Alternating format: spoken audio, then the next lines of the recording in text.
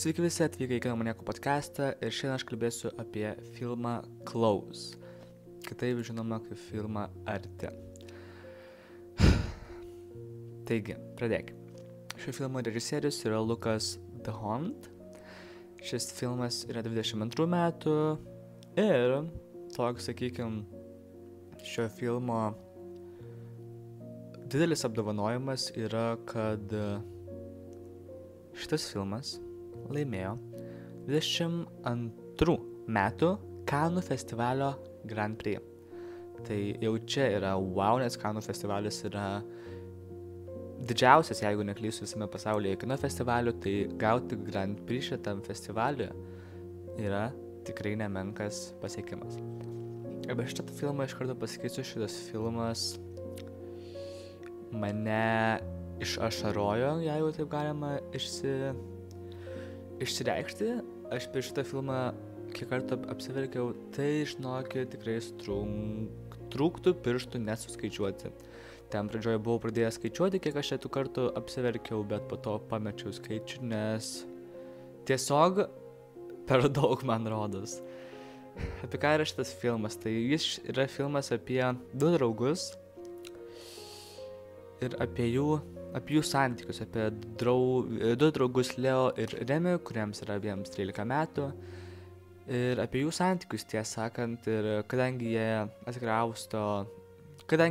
pradeda eiti į naują mokyklą, ir jie yra tikrai aitimi draugai, jų tas artimumas yra pradedamas kvestionuoti, pradedama manyti, kad jie iš tikrųjų yra pora, ne draugai. Ir tokios pažiūros iš savo klasiokų, iš savo tos aplinkos neigiamai paveikia jų pačių santykius tarpusavį ir tai priveda prie tokių, sakykime, drastiškų priemonių, ne tai kad priemonių, bet prie drastiškų veiksmų, kurie yra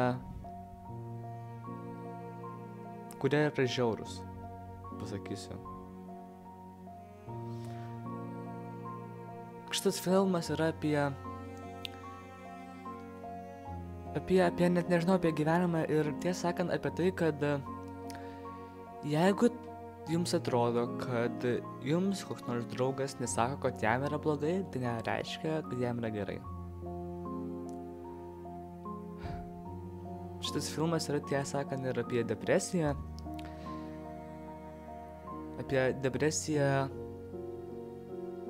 kuri jau vis mažiau, bet vis tiek, sakykime, yra per mažai pastebima vyruose būtent.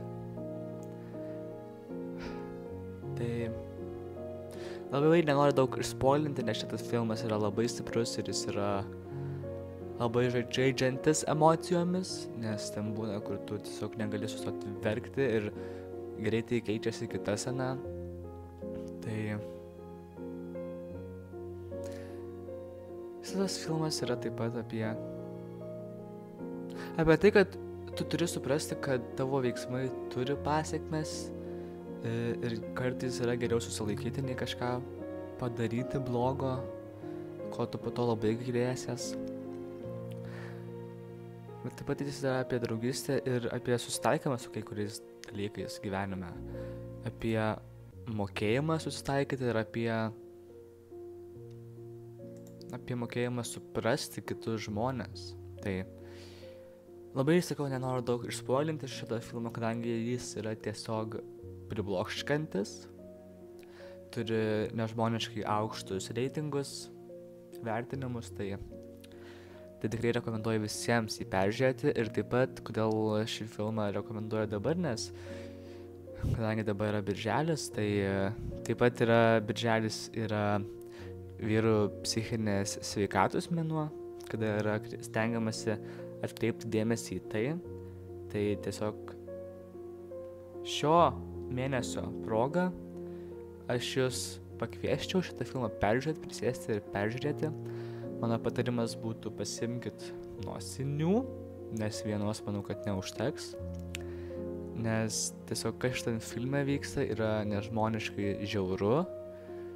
Tu bandai suprasti, kai dar tie veikėjai žmonės išgyvena tuos išgyvenimus. nes atrodo pradžia yra tokia simple, bet pabaiga yra tokia, pribloškianti. Tai tikiuosi, kad jūs jį peržiūrėsit, jis tikrai yra vertas jūsų dėmesio. Jis yra tiesiog, šio filmo tokia, bent man nusiusta žinutė buvo, kad pasirūpinkite savo artimaisiais, jūs paklauskite, kaip jie laikosi ir jūs nepriimkite atsakymą gerai. Nes gerai čia yra tikriausiai šitas pasakymas, kaip tu laikaisi gerai, tai čia yra koks didžiausias melas pasaulyje, nes kai tu sakai gerai, tai iš tikrųjų tu sakai, aš tau nenoriu tiesiog pasakot. Tai ne tai, kad nenori gal tam žmogui per sunku tai papasakoti, arba nenori tavęs apkrauti, arba nenori tiesiog pasakyti, bet yra svarbu iš tikrųjų pasidomėti, kaip jūsų artimieji laikosi. Ir aš manau, kad metas atsikratyti tos stereotipo, kad verkia tik tais moteris. Tai čia yra, nežinau, čia yra... Jeigu jūs dar taip galvojat, tai sorry, bet prasiplaukit smegenis. Tikrai, nes manimas, kad viena lytis jaučia emocijas, o kita jų nejaučia, tai yra, didžiausia nesąmonė. Tai tiesiog, aišku, stereotipai juos apeiti yra sunku, tačiau šitas filmas tą labai gerai parodo. Kad tiesiog, jis yra žiaurus, aš žinau, kad atsiprašau, net negaliu. Tiesiog jūs pasižiūrėkit, jūs nesigailėsit, aš galiu tiek pasakyti. Jūs nesigailėsit, nebent dėl ko jūs galite ant manęs pykti, kad pas jūs ašarų liaukose nebus ašarų. Tai tik tiek, nes jis yra labai stiprus, jis neša didžiulę mintį ir tiesiog jūs jį turit peržiūrėti, nes žiūrėkit, yra birželis dabar, nežinau, kada klauso šito podcasto, yra vyrų psichinės sveikatos mėnuo.